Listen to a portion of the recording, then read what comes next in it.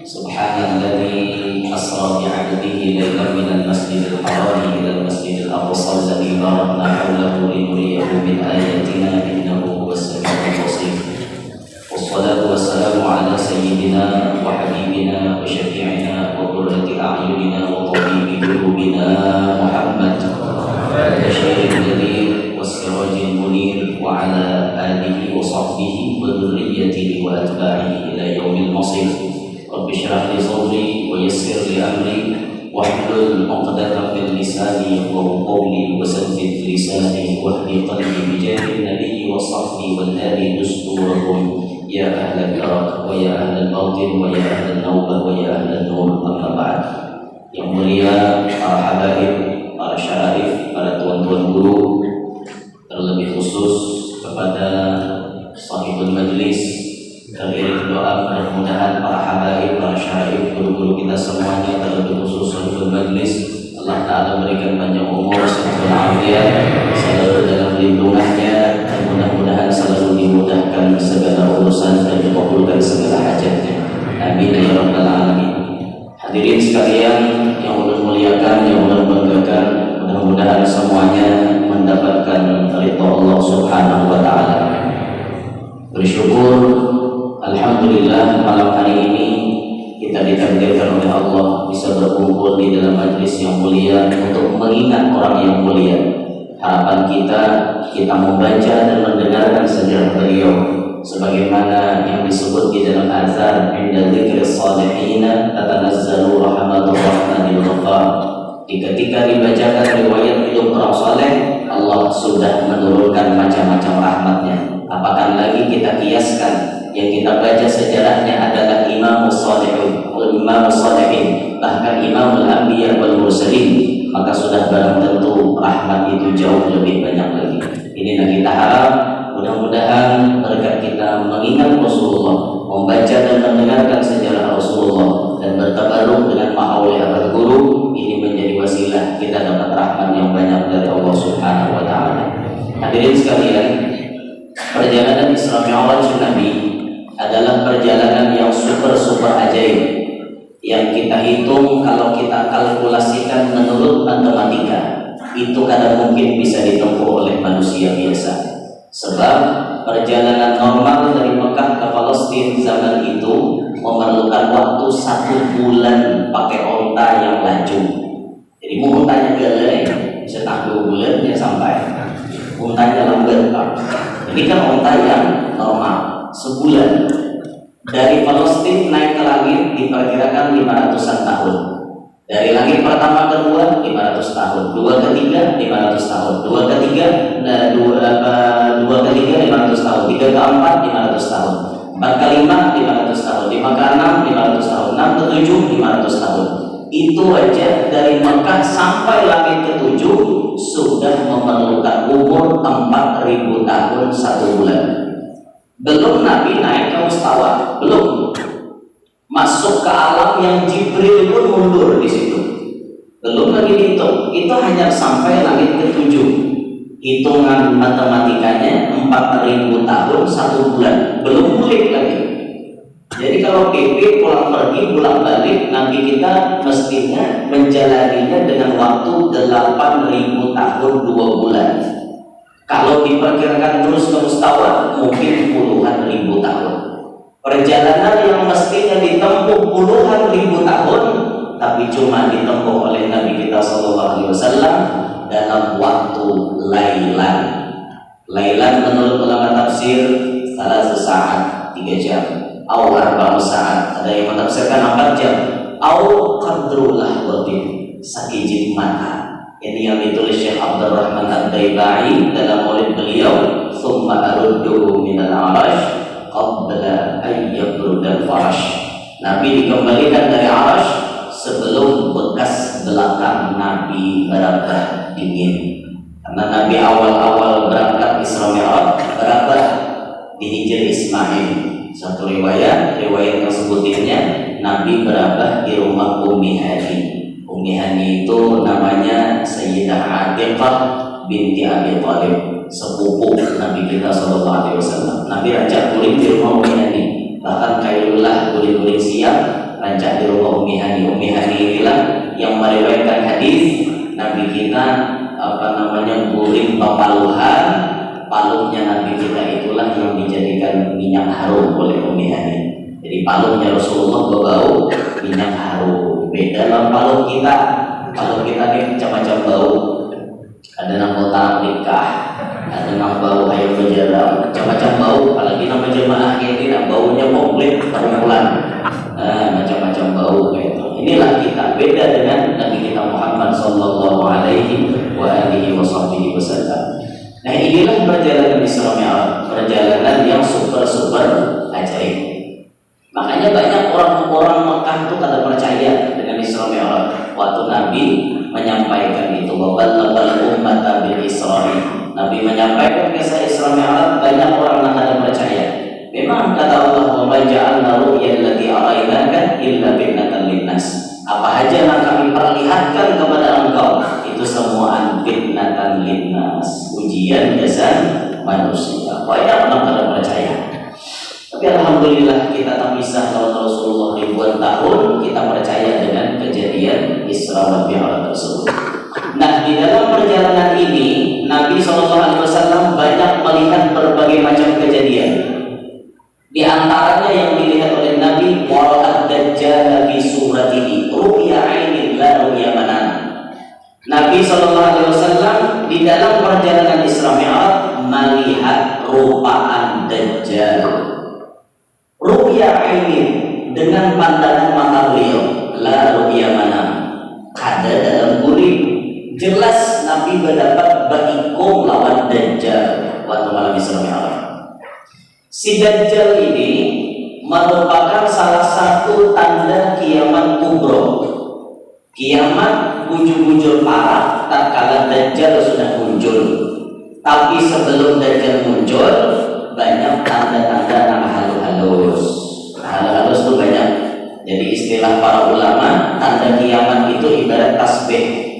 Tasbih tangan sudah berintih, ditata. Bila mulai sebiji gugur, nang lainnya mengiringi guguran. Bila mulai tanda kiamat tersebut muncul dari halus-halus sampai tengah-tengah. Dajjal ini termasuk tanda kiamat nang ganal. Ini fitnahnya luar biasa. Dajjal ini awal-awalnya inya mengaku anaknya hebat, malah inya diberi sihir oleh Allah Ta'ala. Bisa macam-macam, menghidupkan orang mati bisa, memati orang hidup bisa, macam-macam bisa. Inya mengaku jadi nabi, percaya aja. Bahkan kayaknya inya mengaku jadi Tuhan, percaya aja. Kita ini kan sudah diajari nih dalam tauhid, bila ada orang mengaku jadi nabi setelah adanya Nabi Muhammad, kita wajib kada percaya. Wajib kada percaya, karena Nabi Muhammad itu menutup segala-galanya. Bila ada yang mengaku, kita wajib kada percaya. Tapi ngarannya manusia lah. Apalagi kita di Indonesia nih, pasar bagus ya, laku aja yang dijual. Ada yang mengaku jadi nabi, ada aja yang mau pakai. Itulah kita nih, mengaku jadi nabi, mantan petinju, mengaku jadi nabi, percaya. Ada yang tukang gunting, mengaku jadi Nabi Isa, percaya. Ada yang mengaku jadi Jibril, ya percaya juga. Ayo, mengaku jadi Jibril pada kegembangan, ini penistaan kepada agama. Ini terjadi di negara kita Indonesia. Tapi alhamdulillah, hebatnya kepolisian Republik Indonesia. Jangankan teroris, jangankan perampok, Jibril nama Tuhannya. Tapi Jibril palsu maksudnya. Nah, siapa yang mengaku dulu?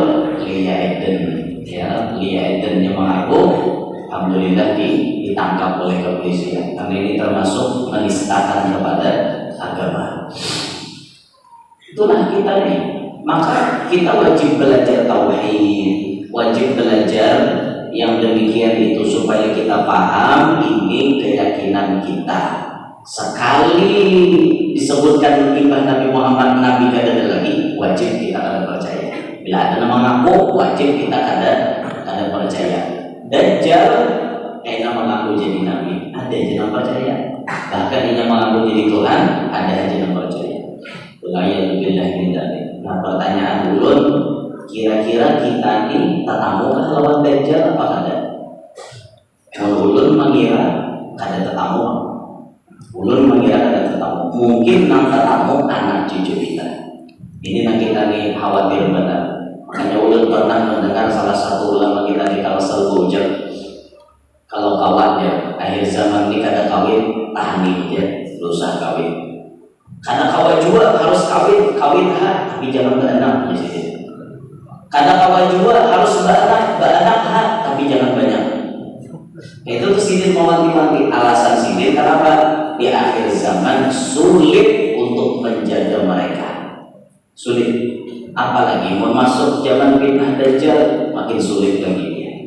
Nah, makanya kita hari-hari di dalam tahiyat kita berdoa, termasuk kita meminta perlindungan daripada Masih Dajjal. Kita termasuk berlindung daripada fitnah si Masih Ad-Dajjal.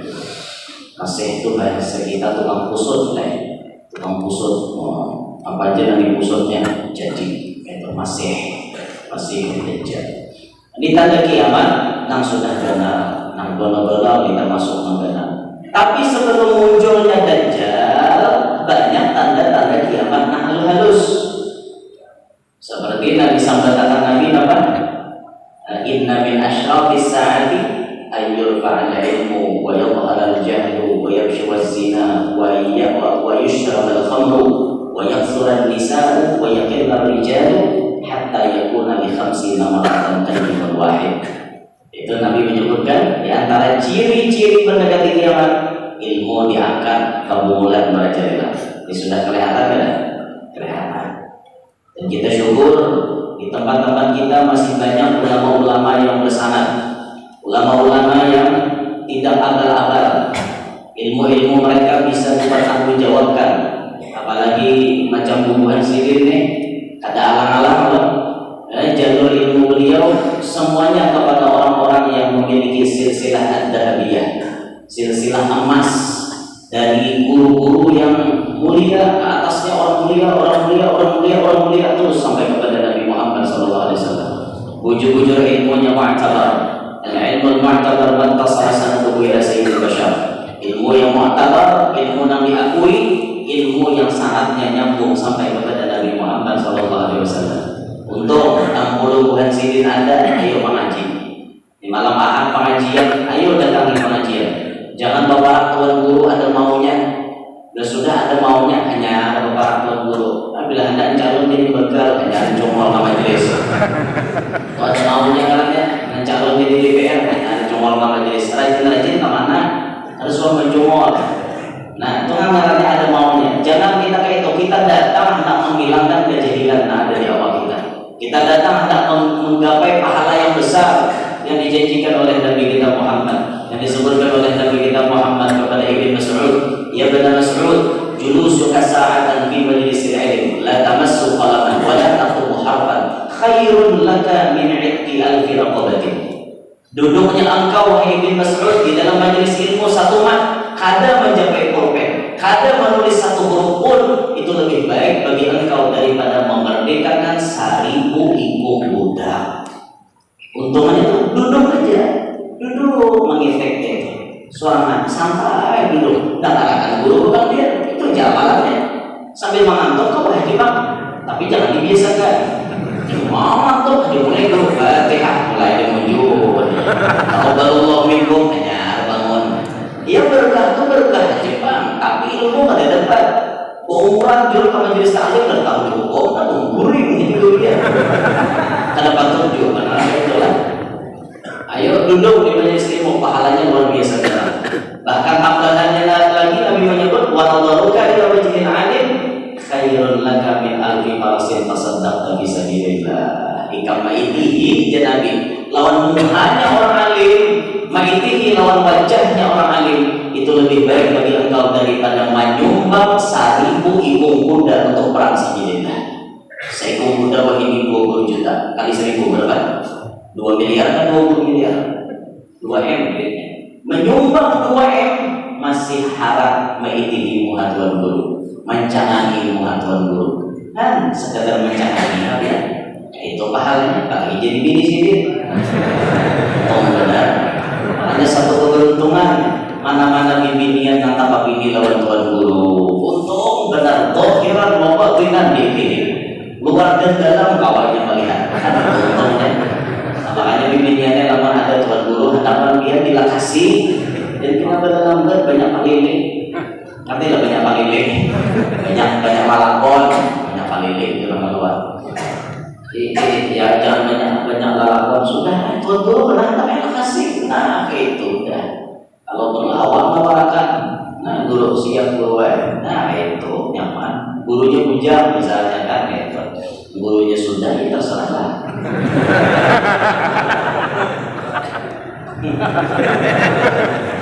Nah ilmu diangkat, kejahilan pasti merajalela.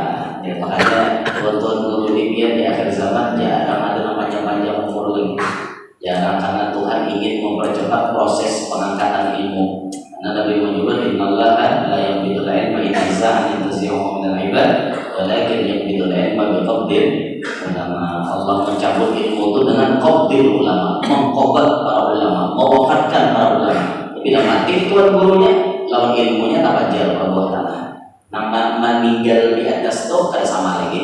Mautul alim musibatun la tujbar. Matinya orang alim musibah kan ada kawan di apa-apa yang lebih lah itu ibarat kain wawah itu alahan pada cari dia wawah wawah matinya lempeng itu maksudnya bila mati terkubur lawan ilmunya sasaran hari orang alim diambil Allah diambil dan kita menyaksikan orang-orang baik itu rata-rata cepat mati itu tuh makanya hidupnya jangan terlalu baik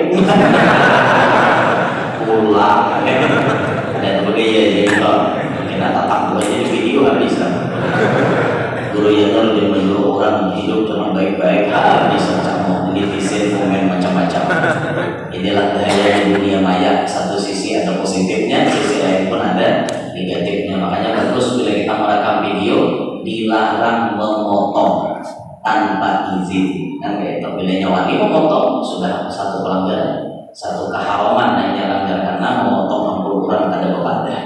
Kemudian kalaupun ditatapnya di pintaran situ tuh, lalu akhirnya menjadi fitnah. Sudah cukup lah. Artinya kita merasakan hal demikian. Cukup lapah jawabin netizen tuh. Maka netizen ini selalu benar. Jangan suah merasa salah. Pokoknya tidak seorang bisa berbicara. Itu kan. Dari situ lah risiko terjun ke dunia maya. Tapi kalau buat guru kada terjun juga ke dunia maya, karena dunia maya banyak dikuasai yang terbaik. Jadi lebih baik terjun juga. Masalah risiko ke depannya kayak apa itu tanggung masing-masing. Ada apa ini? Allah kirim. Itu jadi istilah makin tinggi pohon makin deras angin meniupnya. Tapi kalau rendah lincah pelan-pelan. Jadi mumpai itu lincah pelan-pelan. Itu tak rendah itu. Jadi serba salah lagi kalau rendah lincah orang terlalu tinggi angin deras sebentar kayak mantap. Udah, jadi itu ciri tanda kiamat. Ilmu diangkat, kejahilan merajalela, zina tersebar di mana-mana. Yang syuhaz zina. Minuman keras diminum di mana-mana. Bibinian banyak benar, lakian sedikit. Sampai perbandingannya 1 berbanding 50. Makanya biar jangan mustahil. Biar melihat anak biar kawin, kita bila anak binian kan. Kita bila lahiran binian anak. Karena bila lahir binian, ini memang skenario Allah ingin menampakkan tanda kiamat itu semakin dekat. Sampai 1 banding 50. 1 lelakian, 50 bandingannya lawan binian. Dibayangkan banyaknya. Oleh karenanya para peneliti kita menyebutkan karena di dunia ini kebanyakan binian, akhirnya banyak stok-stok yang tidak terpakai. Oleh karenanya supaya mengurangi stok-stok yang tidak terpakai itu, para peneliti mengatakan dianjurkan bagi laki-laki harus memiliki istri sampai 4 orang. Itu pun kalau 4 orang seekor laki-laki 4 orang masih ada sisa 46. Coba bayangkan ya, masih banyak stok yang tidak terpakai. Jadi kepada para wanita mohonlah dimaklumi keadaan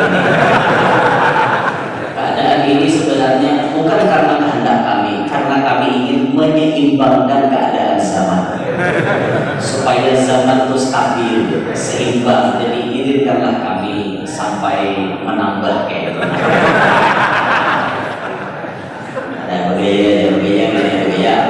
begaya orang rampok mau hamil kan? Ternyata rampok bingung dulu. Begaya aja gitu lah. Ibu juga lewat. Ini ciri mendekati kiamat, itulah cirinya. Dan bahkan waktu malaikat Jibril datang kepada Nabi kita pas nadarul qadaihi ila rukbatain, yang beliau langsung bersambung itu lawan Nabi Muhammad, betakun mal Islam, mal iman, mal ihsan. Termasuk pertanyaan terakhir yang ditakuni oleh malaikat Jibril, apabila terjadinya kiamat. Itu ditakonkan lawan Nabi kita, tapi Nabi kita menjawab, mal mas'ulu anha bi'a'lama minas sa'il. Nang ditakone ukuran lebih aja sama dengan tahu lawan nang betakon. Sama aja lagi dalam tahu, tapi aku bisa menyebutkan tanda-tanda mendekati kiamat. Nah, pertama Nabi sebut Nabi dalam hadis itu, antalidal amatu rabbataha, melahirkan seorang budak ini kepada patuanannya. Budak melahirkan patuanan. Bahasa majas dipaham diantaranya banyak di akhir zaman, kuitan melahirkan anak nang wani-wani lawan kuitan. Di kenyataan di akhir zaman waya ini kita sudah menemui banyak kekanakan nang durhaka lawan kuitan. Almarhum Abah Guru Sekumpul disebutkan dalam manaqib beliau, ketika orang tua beliau garing, ada suwasidin meninggalkan satu manjua pun ditungguin kalau kuitan itu ada hajat napa-napa. Ini anak yang berbakti. Beda loh kekanakan ini. Lawan kuitan wani menjawab, lawan kuitan wani menghintam, lawan kuitan bahkan wani menghantam. Ada wani menyasar pakai parang panjang. Ini sudah bahkan ada wani membunuh. Lihat berita-berita di TV. Anak membunuh kuitan kandung gara-gara apa? Hendak menukar rokok ada duit. Siapa suruh kita belajar merokok dan bisa mencari? Itu jangan lompatan orang. Rokok perlu duit. Tapi karena kamu ada begawi, katakan rokok, akhirnya bamuk dan kuitan lah karena duit dihantam sampai kesyaitanan, ditunggangi oleh syaitan, ditimpasnya mamanya tadi. Itu kenyataan kita lihat di TV. Bahkan ada yang memasukkan kuitan ke penjara. Ada mamanya dikaduakannya ke polisi.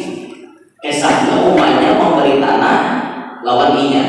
Sudah ke surat hibah, tanda tangan mamanya, lalu umumnya anak ambil pulang. Umumnya anak ambil artinya aku tuh mintanya bahasa ampun Allah. Mintanya kan ada terimanya, kan bukannya banyak polisi. Nah, tahun ini guru-guru hibah itu kuitan memberikan ke anak, boleh nggak diminta bahasa? Dalam pikiran boleh bisa. Nah, boleh. Kuitan menghibahkan ke anak, lalu tarik sini pulang, boleh dalam hukum agama. Tapi inya mengarasi hukum dunia. Mama aja sudah tanda tangan, dikaduakannya ke polisi. Bujur, hukum negara, hukum dunia, bujur ampuninya. Tapi di hadapan Allah inya dicatat jadi anak durhaka. Takut kuitan ke Allah bukan untuk di penjara. Mual kan jadi makanan. Seorang bahari keluar di mana? Jangan keluar di pohon binjai, kamu kurang lebih. Nama haramu seorang sidin, nama nianakan sidin, nama ranakakan sidin, nama gadalakan sidin, nama menyusui sidin, menyekulahakan sidin, sampai rela kuitan kada makan nama-nama tempat di anaknya sudah gagal kayak itu. Di mana penghargaan non kuitan? Istilah orang bahari 10 kali kita bawa kuitan naik haji, bajalan diambil kuitan kita di belakang. Apa bahasa diambil itu bahasa Indonesianya? Digendong mulai rumah sampai ke Makkah. 10 kali kita bawa ke Makkah kayak itu. Belum kawan melunasi jasa utang kita lawan kuitan. Belum bisa. Ini wajib benar lawan kuitan. Ini akhir zaman ini ya. Kita melihat anak-anak kita wani menggintak dan kita, mahan kaki batis, cuk, wani ada namanya menampar, luput tuh hai jurang kita, apa aja luput ya, kopi sini singgah, jurang luput kebiar mau nak luput, kopi singgah jadi naik karena kita menampar, singgah kopi kita tanpa bilik ya kan. Dasar anak ada tahu aturan kan. Nah, makanya untung biar nambisi anak sekolah pondok, untung biar nambisi anak satu juga majelis, sedikit banyaknya ini akan merekam bagaimana adab-adab kepada orang tua. Pastinya ini akan menjaga adab itu kepada orang tuanya. Untuk anak-anak dibiarkan ada peduli lawan agama, hati-hati jadi. Makanya waktu melepas anak sekolah pondok untuk menangis, saya jadi kuingat. Kata bapak, menangis wayah ini lebih baik daripada menangis di waktu Tuhan. Nah, wayah ini tak bisa anak nangis kata bapak, tapi anak kita kayaknya juga baik. Untuk hal kita nangis, aku jangan rela berpisahkan anak asa hati ini kata kau terima terpisah anak. Oke, wayah ini kata terpisah anak, nyaman bagi kita tahu. Pas ingat ada paham lagi agama Tuhan kita menangis seorang. Dihantamnya seorang, dijawabinnya seorang, apalagi seorang ada kau begawi akarnya kapan dijumpo gitu. Anak-anak nang wani antar pindah tempat dijumpo itu disimpulkan dia anak katulahan. Habis kisah uyuk dia bukan rumah tuh ya bahari sini nih uyuk dan seorang ada pintar kan menyimpulkan hal itu. Bahkan kalau bisa kalau bisa Uitan tuh meninggal dunia, berusaha dianak di takungan mayat nang wasi itu berusaha. Di mana? Dalam sana banyak behunjur itu sudah. Hunjur akan berarti sudah masuk Uitan terakhir kali hanya dimandi. Berusaha bertakungan wasi dalam sana banyak berlima behunjur itu nyaman. Sekong bagian para kepala, sekong di bisa juga matur subarangan. Subarang situ kedua, subarang situ ketiga. Diasuh kuitan lebih baik. Oh ya apalagi yang masuk kuitan. Pas mati itu gak ada masuk. Karena kalau kubur pulang kuitan itu masuk, tukang kubur suruh naik. Tukang kubur naikkan lagi buat dia. Aku aja nggak dalam. Sebagai anak kita namanya nyambut jenazah kuitan kita. Ada anak mengintip di atas mereka kakak. Tukang kubur menyambutnya kurang saurang turun. Saudara membukakan kain kapan sipir. Nah kayak itu jangan lagi berkurang lah. Jangan lagi cukup dengan dahulu nyuruh orang.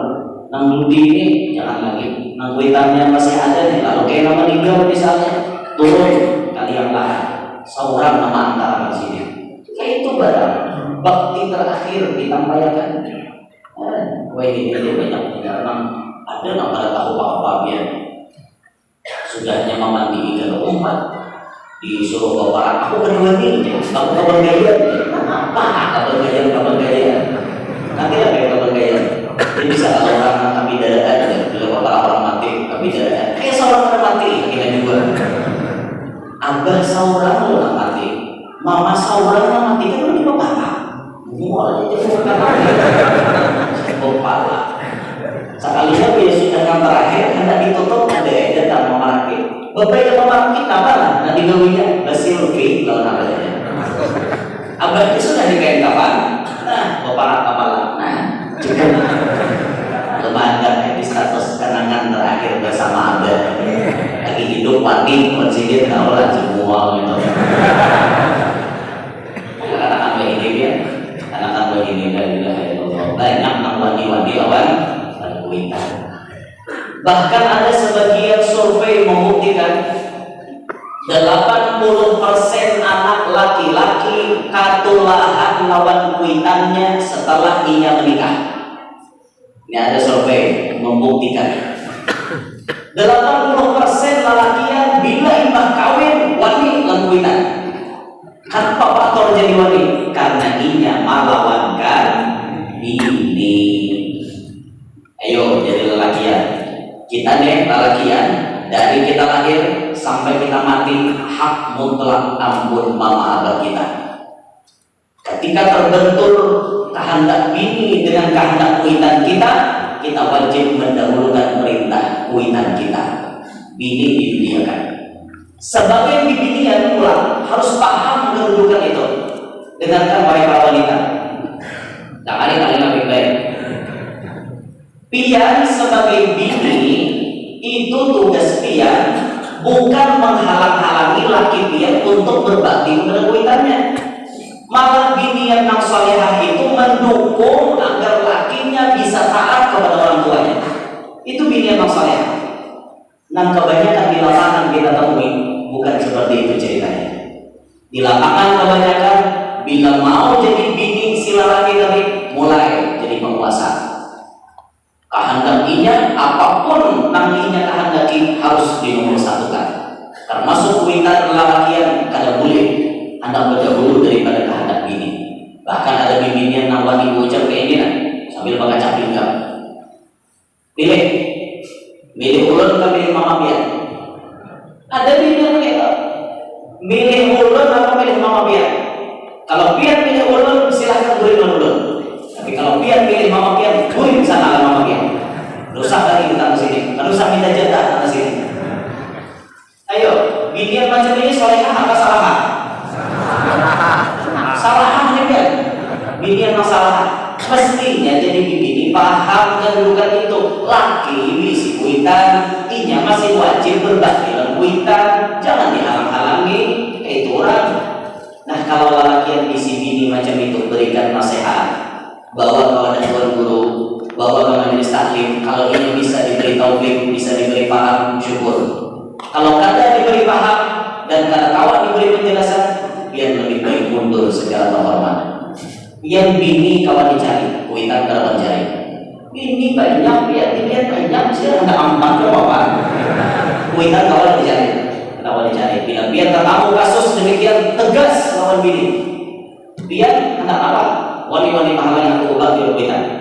Sayang tapi orang ulun kada. Sayang akhirnya pun sayang yang lagi ulun berbakti, tapi ulun harus stop. Panggil dia. Tegas saja, ini dia kada berani. Kita begini muncul.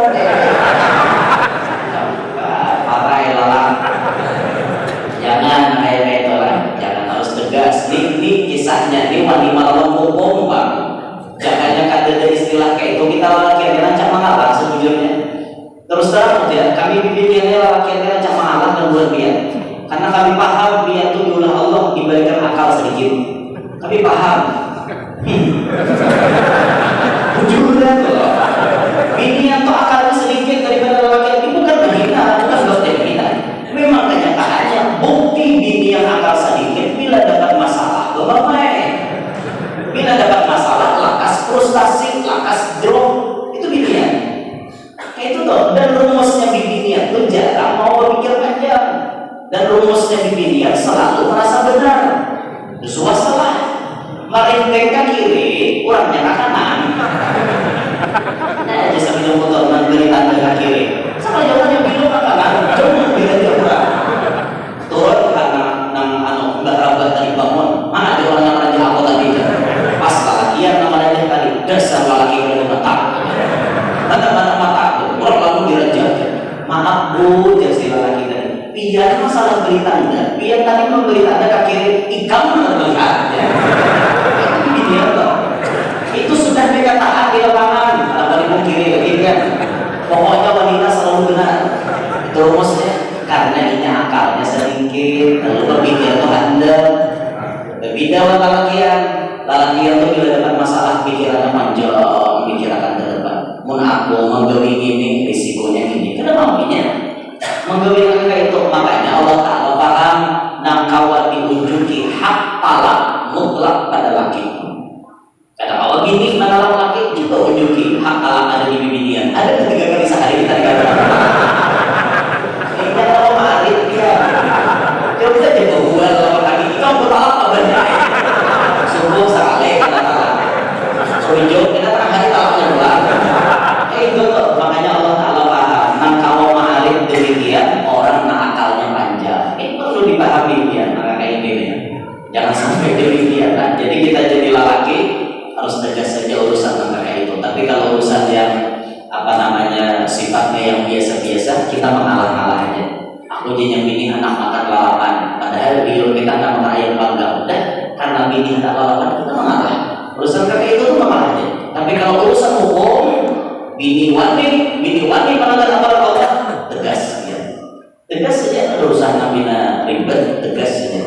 Ikamanya bina maka itu, kau pilih aja lagi, hendak aku bertahan atau aku kayak apa? Terserah dia, sudah digelarkan.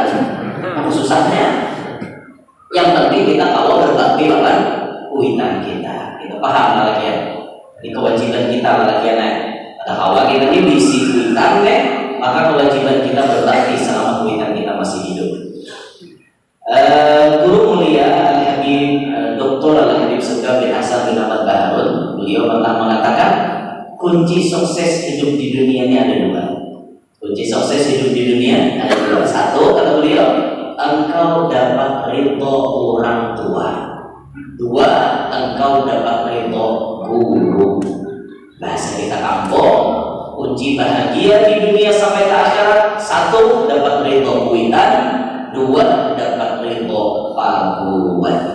Kalau ini kata Habib Segaf kamu dapatkan kedua-duanya, jamin dimanapun kamu hidup, dimanapun kamu bertempat tinggal, kamu pasti akan bahagia. Karena dua ini sudah dikandungi oleh kita. Mama abah kita masih hidup, tuntut keridhoannya. Apa nama Allah mama abah kita ridho, kita laksanakan supaya kita bisa mendapat keridhoan mama abah kita. Jangan sampai mama abah kita hidup, kita belum mendapatkan keridhoan beliau. Jangan. Makanya kita bisa mengambil hati kuitan itu bisa-bisa kita. Datang bersalaman lawan sidin tadi sidin duit. Anak hari raya kita THR gitu kan. Itu tuh kenapa kan kita kawat bari kita harus lawan kuitan. Nang kira-kira hidup kita ini menyenangkan terus lawan hati kuitan. Tadi ceritakan waktu malam Isra Mi'raj, Nabi berada di Mustawa. Nabi kemudian melihat para rajulan mughayyaban fi nuril 'arsy. Nabi melihat ada lelakian yang bahasanya kemudian timbul tiga mana timbul kena mano berhilang timbul bulan kemudian itu di arsy di nuril 'arsy ada lelakian hebat berarti kalau masuk ke situ apa amalannya? Di antara amalannya yang paling terakhir disebutkan walam yastasibba liwalidayhi qattu. Ia tidak pernah menjadi penyebab kuitannya dicela oleh orang lain. Kita jadi anak, jaga nama baik kuitan kita. Jangan jadi anak tidak bisa jaga nama baik kuitan. Sebelum motor kenapa belum? Kalau hati itu mau orang mandang anak siapa gerak itu aja. Itu anak si kalau yang kampung itu. Jadinya kuitan seorang karena hina ada, karena celah ada. Gara-gara siapa? Gara-gara kelakuan kita, kuitan kita dicela. Jangan sampai kita jadi anak kayak itu. Jadi anak jaga marwah kuitan, jaga harga diri kuitan. Kalau bisa kita jadi anak, kita yang mengangkat harkat martabat mama abah kita. Anak siapa jadi itu bagusnya? Anak si bulan bin bulan, masya Allah. Untungnya anak bisa anak kayak itu. Kan ini kan bagus. Dan ini kuitan seorang disumpahi pulang. Gara-gara seorang naudzubillah min dzalik. Ayo kamu kuitan hidup. Gapai ridhonya beliau. Bahkan kita pernah mendengar Al-Habib Segaf bin Hasan Baharun beliau mengucap 100 orang wali kata beliau. Doanya 100 orang wali bisa disamai oleh satu orang tua kita. Mama kah, abah kita kah, seibong sidin berdoa menyamai doa 100 orang wali. Kemana dia cari 100 orang wali? Itu di rumah kita cukup 100 orang wali doanya ada pada mulut beliau, ada pada lidah beliau, ada pada tangan beliau saat menada menyamai 100 orang wali. Ini untungnya masih hidup kan? Bang lagu-lagu yang lain kayak itu nah. Dah kembali. Jadi bila kita dapat ridho kuitan itu sangat-sangat luar biasa. Satu dan kunci kebahagiaan sudah kita kantongi. Yang kedua, kita harus bisa mendapatkan ridho paguan kita. Kita hidup wajib mencari guru. Itu ditafsirkan oleh Nabi kita, Malam Isra Mi'raj, Nabi diiring oleh malaikat Jibril sebagai isyarat bahwa kita hidup wajib mencari guru. Jangan sampai kita mencari guru kita hamil. Jangan sampai kita hidup dalam guru. Wajib kita berisi guru. Tapi waktu kita berisi guru, kita ada berisi kewajiban. Wajib mendapati ridho paguan kita. Ridho paguan harus kita dapatkan. Wajib wajib kita dapati supaya kita kawan bahagia. Sebagaimana kisah yang rancak dikisahkan oleh para habaib kita. Dulu di Rubat Terim ada orang yang sangat alim, hafalan, bahkan kitab-kitabnya hafal macam-macam dari kalangan santrinya. Ini yang paling harap Al-Minhaj hafal di luar kepala semuanya. Kita ini sama di luar kepala juga. Quran di luar kepala juga sama juga. Di luar kepala sama di luar kepala saya hafal. Kitabnya di luar kepala berendah. Adanya ini besar luar biasa hafalan, tapi karena akibat kepintaran ini jadi orang sombong. Ini jadi orang sombong sampai inya berani menentang kepada perguruannya, bahkan inya wani keluar daripada Rubat tanpa izin. Kalau pada film zaman Al-Imam Butuh Al-Habib Abdullah bin Umar Syafiri, kalau film zaman beliau itu ada santri yang macam itu keluarnya, wani keluar pada Rubat tanpa izin daripada gurunya, sampai inya membuat orang lain takjub lawan inya. Bahkan ada kalangan orang-orang biasa yang takjub, sekelas gubernur takjub dengan kealiman si santri ini tadi. Satu hari gubernur rupa-rupanya mengundang disuruh ceramah di Mukalla, oleh gubernur ceramah, langsung tulak tanpa izin daripada Habib Abdullah bin Umar Syafiri. Tulak langsung. Pas waktu belajaran, Habib Abdullah mencari mana bulan bin bulan. Jadi santri yang lain, guru beliau sedang keluar. Kenapa kada minta izin lawan aku? Jawabnya kada perlu minta izin, karena ini merasa hebat di pondok, merasa jadi orang hebat. Kada perlu minta izin lawan gurunya. Apa nanti diucapi oleh gurunya? Silahkan, dan Habib Abdullah bin Umar Syafiri, silahkan dia pergi membawa kepintarannya ke sana. Sekarang dia pintar, tapi ingat dulu ia menuntut ilmu di sini. Dari awal sampai sekarang dia pintar menuntut ilmu di sini karena keberkahan Rubat ini. Ketahuilah wahai para santri semuanya, ilmunya aku tinggal di sini. Biar orangnya kamu kalah, tapi ilmunya aku tinggal di Rubat Terim. Apa yang terjadi? Rahat artinya ceramah, inya membaca ayat Innallaha wa malaikatahu yusalluna 'alan nabi, lalu kata kau menyambung lagi. Kata kau menyambung, apa sambungannya? Kata ingat lagi. Sebenarnya dibulik-bulikinya, bulik-buliki tetap kata ingat. Kenapa? Ilmunya dicabut oleh gurunya. Ilmunya ditinggal oleh gurunya di Terim. Orangnya ada di Mukalla, tapi ilmunya ditinggal di Terim. Akhirnya ia pun dipermalukan di podium. Ia dipermalukan di hadapan gubernur, ia dipermalukan di hadapan masyarakat. Kemudian ia diusir dan ia pun kada turun lagi memulai ke Rubat. Kemudian sampai akhir hayatnya ia menjadi tukang jual arang di pinggiran kota Terim. Jadi orang yang terhina gara-gara ia kada bisa mendapati ridho perguruannya. Makanya kita penting mengantongi ridho perguruan. Kalau guru kita kada mengizinkan, tidak usah. Kalau jadi guru kita oke, silahkan. Jadi guru kita jalan. Jadi guru kita diam. Jadi guru kita jangan mau politik. Itu kita wajib masih supaya kita dapat ridho daripada beliau. Cerita terakhir, dulu di Pulau Jawa ada namanya Kiai Abbas Camaan Banyuwangi. Beliau menuntut ilmu di pondoknya Kiai Khalil Bangkalan. Ketika datang di situ, Kiai Khalil mengatakan Abbas tidak usah ikut belajar. Yaitu tugas Abbas apa? Tugas Abbas cuma nungguin pohon mangga saya. Siap ya. Beberapa hari Abbas tugasnya cuma diam di bawah pohon mangga. Bila ada daun yang gugur, Abbas ambil, Abbas buang. Itu jagoannya. Beberapa hari kemudian Kiai pun masuk kelas mengabsen. Tak absen dalam Abbas. Abbas lagi. Mana Abbas? Abbas Kiai masih ada di bawah pohon mangga. Astagfirullah. Kan ingat lagi Kiai pada ada anak murid Hajar di bawah pohon mangga. Abbas Kiai sudah 3 hari 3 malam tidak masuk asrama. Dia tidur di bawah pohon mangga, dia duduk di bawah pohon mangga, dia tidak masuk kelas, dia tidak masuk asrama. Ya Allah, Kiai taat lawan perguruan. Pasian benar lawan perguruan. Suruh masuk Kiai Khalil. Masuk Abbas. Bas, hari ini kamu harus belajar.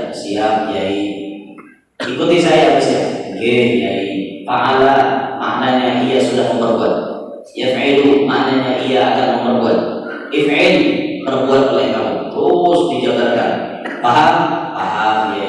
Kita pindah lagi guys ya. Nasara yang suruh Nasara. Nasara maknanya ia sudah menolong, yang suruh ia akan menolong. Unsur, tolonglah oleh kamu. Paham guys? Paham ya. Pindah ya ke kalimat ketiga. Raja'a yarji'u raja'an. Raja'a maknanya ia sudah pulang. Yarji'u ia akan pulang. Irji' pulang oleh kamu.